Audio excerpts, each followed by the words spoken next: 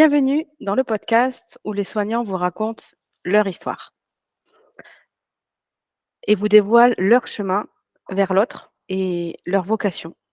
Ce nouage indispensable entre la vie professionnelle et la vie personnelle, entre distanciation et empathie, un équilibre à trouver pour ainsi éviter de s'acheminer vers l'épuisement. Je suis Anne-Cécile Coville, je suis ingénieure biomédicale, chercheure et fondatrice de l'entreprise V2L Santé. Parce que pour moi, derrière chaque soignant, il y a une histoire riche, singulière et passionnante. Nous allons découvrir et faire un bout de voyage aujourd'hui avec le docteur FX Moronval. Bonjour docteur. Bonjour. Tout d'abord, merci d'avoir accepté mon invitation. Avec grand plaisir. Vous êtes aujourd'hui médecin, vous êtes urgentiste, vous êtes également youtubeur et vous faites également de la vulgarisation scientifique et vous êtes également papa de cacahuètes, c'est ça? Oui, c'est ça, tout à fait. Et je pense qu'on peut se tutoyer, il n'y a pas de souci. Ok, bon, allez, on passe au tutoiement. C'est vrai que j'ai switché. Alors, pour commencer ce podcast, j'aimerais te demander tout d'abord, qu'est-ce qui t'a poussé à devenir soignant? Alors, au-delà d'être soignant, moi, j'ai toujours voulu être médecin parce qu'en fait, j'ai toujours voulu comprendre comment le corps humain était fait.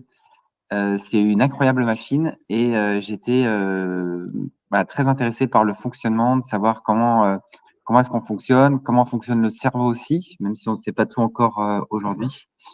Et je sais pas, j'ai toujours été un petit peu attiré par son fonctionnement. Et lorsque j'étais plus jeune, un des premiers éléments qui m'a donné envie de faire médecine, c'est le petit dessin animé Il était une fois la vie, qui est super bien fait sur le plan éducatif et pédagogique, que j'ai vraiment apprécié. Et c'était vraiment quelque chose qui était ancré en moi, parce qu'il faut savoir, j'ai une petite particularité, c'est que lorsque j'étais plus jeune, j'étais hématophobe, donc j'avais la phobie du sang. Et pour un médecin, c'est un peu atypique, et encore plus pour un médecin urgentiste. Et au final, j'ai réussi à vaincre cette phobie en fait au fur et à mesure pendant mes stages au bloc opératoire où j'ai fait une espèce d'auto-hypnose où j'ai vaincu ma phobie et maintenant j'ai plus aucun problème avec ça. Mais je suis très épanoui dans mon métier d'urgentiste. Super. Et pendant ton parcours, est-ce que il y a une expérience qui t'a particulièrement marqué? Alors il y a beaucoup d'expériences qui m'ont marqué. Après, là tout de suite, là, ce qui vient à l'esprit, c'est que j'avais fait un stage en neurologie. Alors, j'avais choisi la neurologie parce que c'était une discipline qui, justement, on s'intéressait beaucoup au niveau du cerveau et j'étais pas très exposé à la vue du sang. Donc, pour moi, c'était un petit peu double bénéfice. Et en fait, j'étais en stage en neuro-oncologie, donc le stage, en fait, un petit peu sur les tumeurs du cerveau. Et ce qui m'avait assez choqué, c'est que j'avais fait un stage assez court où j'étais resté que 3 à 4 mois et qu'en fait, en 3 à 4 mois, j'avais vu des gens avec qui on avait annoncé une tumeur du cerveau et les gens s'étaient dégradés en fait durant le stage et avec un décès en fait en fin du stage. Donc bon, c'est pas triqué comme ça, mais ça m'avait montré à quel point la vie était précieuse et à quel point ça pouvait basculer rapidement. Et c'est quelque chose qui s'est amplifié d'autant plus pendant mes stages aux urgences. Et c'est aussi une des parties qui fait que j'apprécie aussi mon métier, c'est que ça me rappelle au final, lorsque je suis en stage ou en garde aux urgences, à quel point la vie est précieuse et à quel point il faut en profiter en dehors. Donc en fait, c'est un peu une double vision en fait. Mmh. Est-ce que, brièvement, tu peux nous raconter ton parcours? De médecin, Oui? après j'ai eu un parcours assez classique, enfin j'ai suivi les marches au fur et à mesure où, au début c'était surtout c'était des stages, enfin au début c'était juste c'était le concours avec, un petit peu de sciences fondamentales, de l'anatomie, donc c'était pas très concret, c'était un petit peu, voilà, c'était des cours mais, en mode on va à la fac et on s'amuse avec des copains, donc on liait des relations. Et après, on a commencé à avoir les stages où première confrontation avec les patients et avec l'examen clinique, avec le relationnel avec les autres. Et au fur et à mesure, des stages, c'est là où on se découvre un peu plus une passion. Donc là, moi, c'était pour les urgences spécifiquement, où jamais j'aurais pensé que j'aurais apprécié les urgences. C'est le stage qui m'a fait apprécier parce qu'en effet, il y avait aussi beaucoup de relationnel avec les patients et où on voit tout type de patients. En fait, on soigne tout le monde. Donc, c'était très intéressant. Et puis après, bah, mon internat qui m'a conforté dans mon choix des urgences, où j'étais entre Nancy et Épinal. Et au final, je suis parti plutôt sur l'hôpital d'Épinal qui est un petit peu plus petit que le gros CHU, où on est sur un gros hôpital avec beaucoup de monde. Et pour moi, il y avait pas assez de relations entre les gens. Et le fait d'être sur un hôpital un peu plus petit, on avait plus de connaissances entre les médecins, entre les soignants. Et ça permettait d'avoir une meilleure ambiance de travail, on va dire.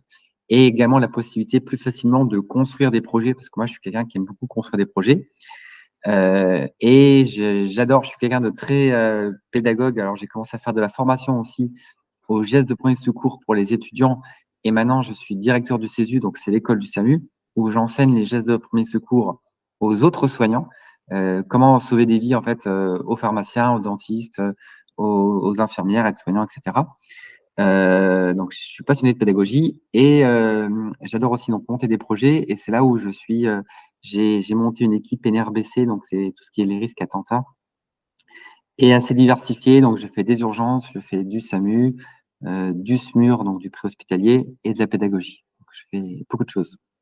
Effectivement, ouais, très diversifié. Hem Et pendant tout ce parcours, l'évolution, voilà, au fil des années du soin, comment vous l'avez vu et est-ce que cette évolution-là, influence votre travail aujourd'hui? Alors oui, bah, de toute façon, ça influence au quotidien. Alors, il y a deux aspects. J'ai vu d'un côté l'aspect humain, où on va dire que on s'est rendu compte que nous, alors moi je parle spécifiquement pour les urgences parce que je suis pas dans les autres secteurs de soins, donc le relationnel est encore différent, je pense, en réanimation, dans un service de soins classique et aux urgences. Aux urgences, clairement, c'est devenu de plus en plus difficile parce qu'on avait de moins en moins de temps à apporter aux patients et parce que on avait de plus en plus de monde et aussi moins d'intimité et ça devenait beaucoup plus compliqué en fait, parce que c'est difficile de se permettre de passer parler 1 heure à parler avec un patient. Aux urgences, c'est quasiment impossible parce il y a du monde en salle d'attente. Donc ça s'est dégradé sur ce plan-là. Après, sur le plan, je trouve, technique de communication et formation des soignants on va dire, à la communication positive, à tout ce qui est bienveillance, à éviter d'utiliser certains mots et pas d'autres. Là, il y a quand même eu une amélioration qui s'est faite, mais pas qu'aux urgences, dans l'ensemble de l'hôpital. Donc voilà, c'est un peu la balance des deux côtés où ça s'est dégradé d'un côté, mais il y a eu des points d'amélioration de l'autre, heureusement. Voilà un petit peu mon ressenti. Après, lorsque il y a besoin de prendre le temps, notamment sur des situations gravissimes, là, on prend quand même le temps qu'il faut, même si la salle d'attente est bondée. Ça, c'est toujours important, ça n'a pas changé. Mais on va dire que sur de la petite bobologie ou des choses un peu moins graves, peut-être qu'on prend un peu moins le temps.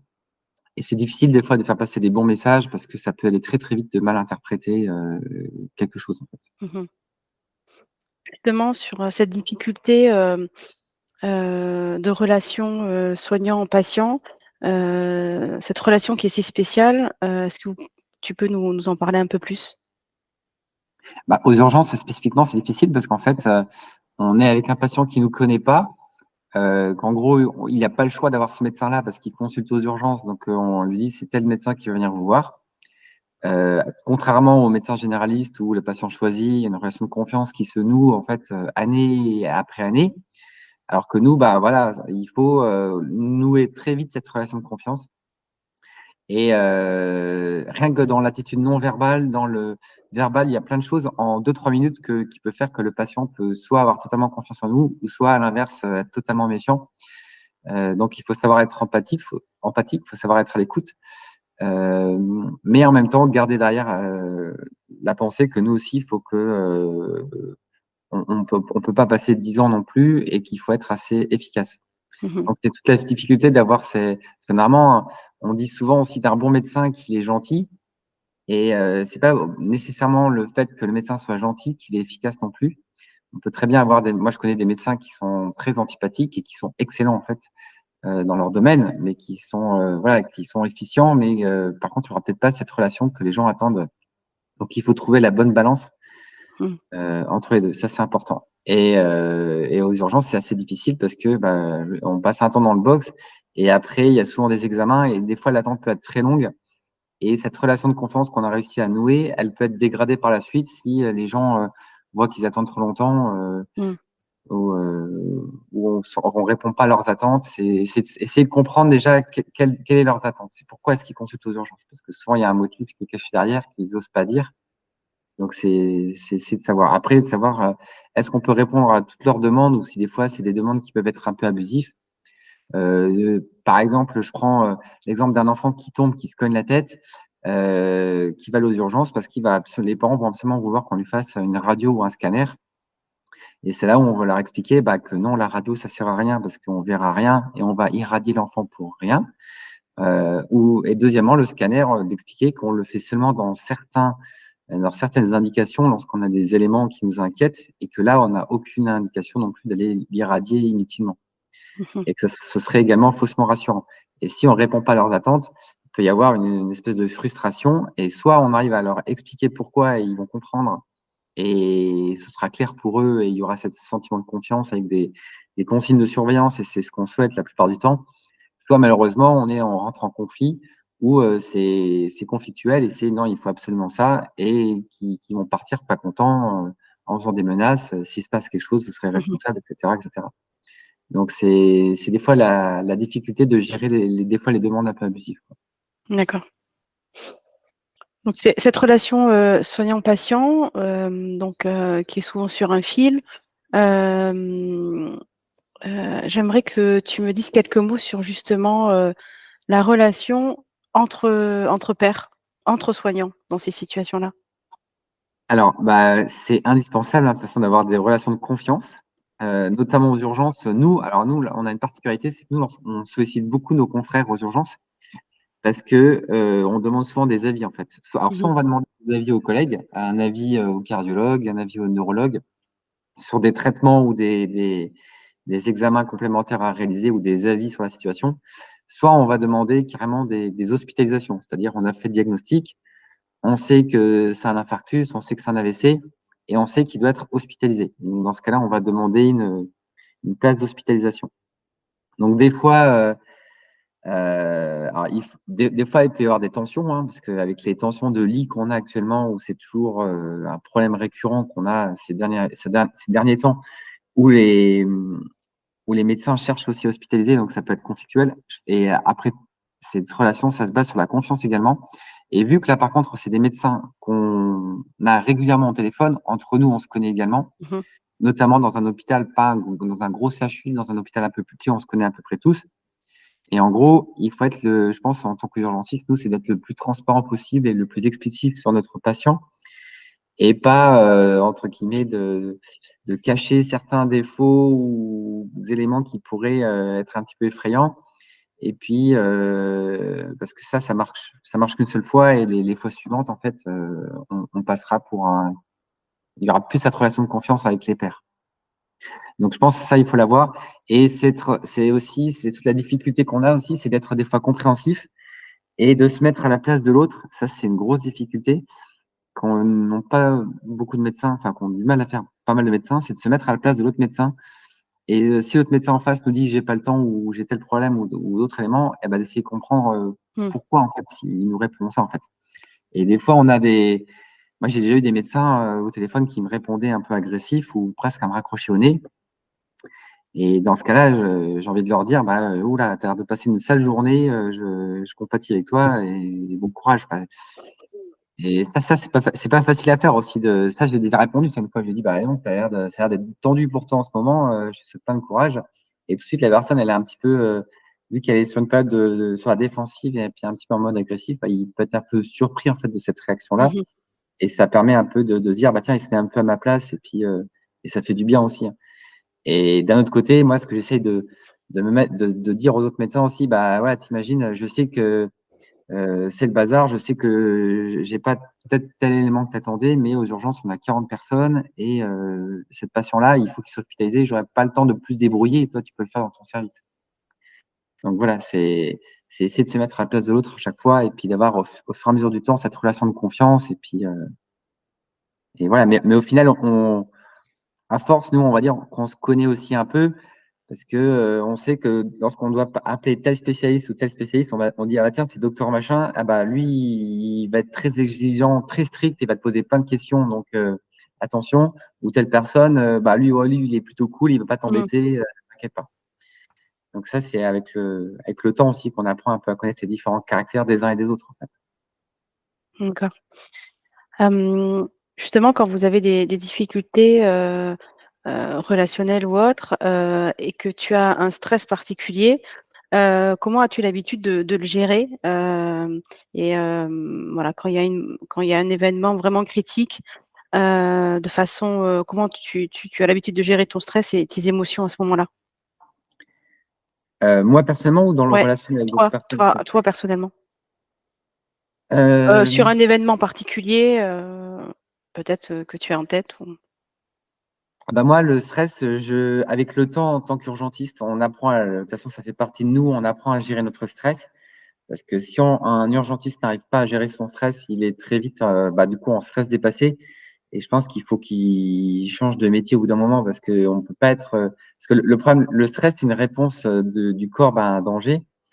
Et le risque, en fait, c'est de passer en mode traumatisant, c'est-à-dire en stress dépassé, en fait, où on est totalement tétanisé, on n'arrive plus à bouger.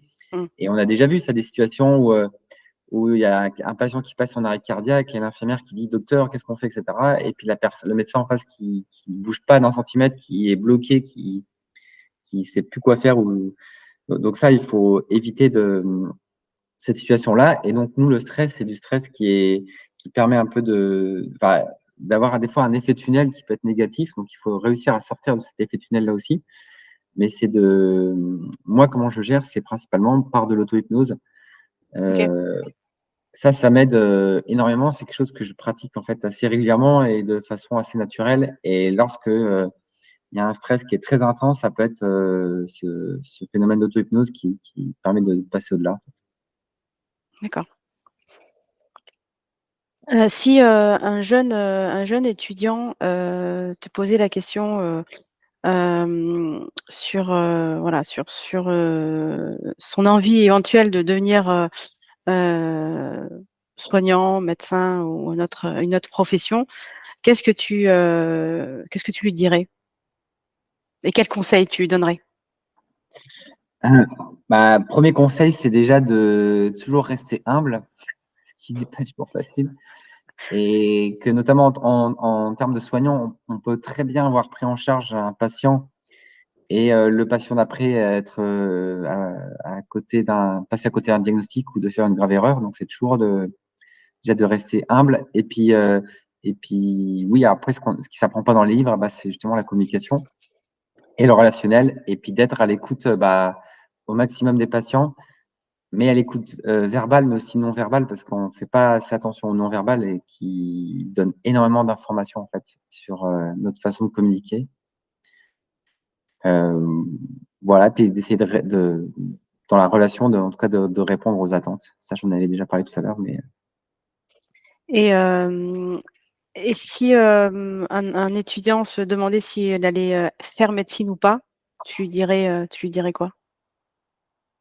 oh, bah moi, oui. Après, en fait, la médecine est selon moi tellement vaste que il y en a un peu pour tout le monde. En fait, on a un peu. Mmh.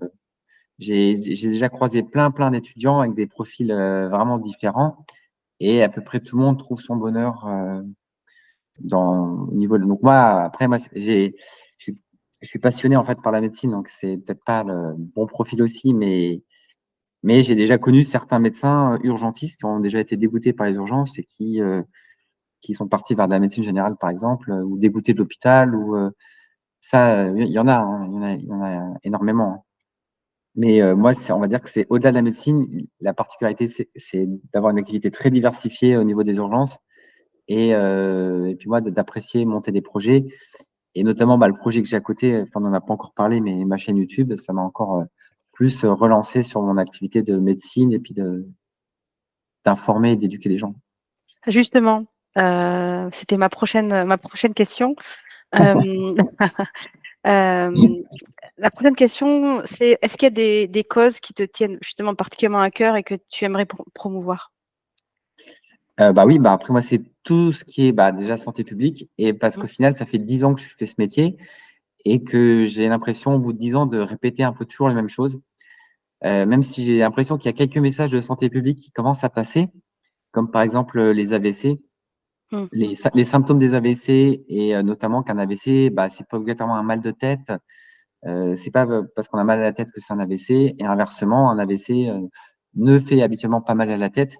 Heu, Ça, c'est vrai que ça a quand même un petit peu évolué, je trouve, dans le temps. Mais il y a plein de choses aux urgences qu'on répète à chaque fois, à chaque fois. C'est toujours les mêmes choses, c'est toujours les mêmes messages. Au SAMU, quasiment tous les soirs, j'ai des parents qui appellent à 1 heure du matin pour leur enfant qui a 42 fièvres et puis qui sont inquiets parce qu'il a toujours 42 fièvres et puis ils aimeraient bien dormir et qu'ils aimeraient bien être rassurés par un docteur. Donc, je me suis rendu compte qu'il manquait ces informations-là, notamment sur YouTube, parce que les gens recherchent beaucoup sur YouTube. Et d'où cette idée, en fait, de lancer une chaîne et de faire passer des messages de santé publique et de coulisses, en fait, sur les examens. Comme je repensais aussi la coronarographie, Mmh. assez régulièrement aux urgences, on diagnostique des infarctus et on dit aux gens: voilà, il va falloir passer votre cœur, les artères autour du cœur, les coronaires, elles sont bouchées et il faut les déboucher le plus vite possible parce que votre cœur est en souffrance et on n'a pas le temps et il faut aller vite et on va passer un examen qui s'appelle une coronarographie et souvent, les gens 9 fois sur 10, les gens ne connaissent pas cet examen-là, donc à chaque fois, il faut leur expliquer, les rassurer rapidement sur cet examen et c'est pour ça que j'ai fait notamment une vidéo là-dessus, expliquant un petit peu les différentes étapes, voilà et c'est plein de petites vidéos comme ça, en fait, pour essayer d'être assez simple et abordable, voilà, pour tout public, en fait. D'accord. Si tu avais 3 mots pour définir un système de santé idéal, ce serait lesquels? Un système de santé idéal, accessible. C'est difficile après, moi j'aime pas trop les trucs, mais ouais, déjà accessible, efficace. Après on met efficace, on met plein de choses dedans, hein, mais accessible, efficace et heu et diversifié, on va dire, pour qu'il y en ait pour tout le monde. Génial. Allez, dernière question. Hem, Quel invité tu aimerais voir dans un prochain épisode, du podcast, Histoire de soignants, écoute? Bonne question. Du coup, un médecin, c'est ça? Ça peut être un patient, ça peut être un soignant. Hem j'ai, peut-être, Adam. C'est un jeune étudiant en médecine, que je suivais sur Twitter, qui était assez passionné et qui vient de passer en 2e année de médecine. Donc il a une vision assez jeune, en fait, des études de médecine. Donc je pense que ça pourrait peut-être être intéressant, justement, parce que tu vas étudier beaucoup le relationnel et Mmh, la vision des étudiants. Donc ça, c'est un jeune qui me semble, être, très passionné et pourquoi pas? Je pense que ça pourrait l'intéresser. génial. Merci. Avec plaisir.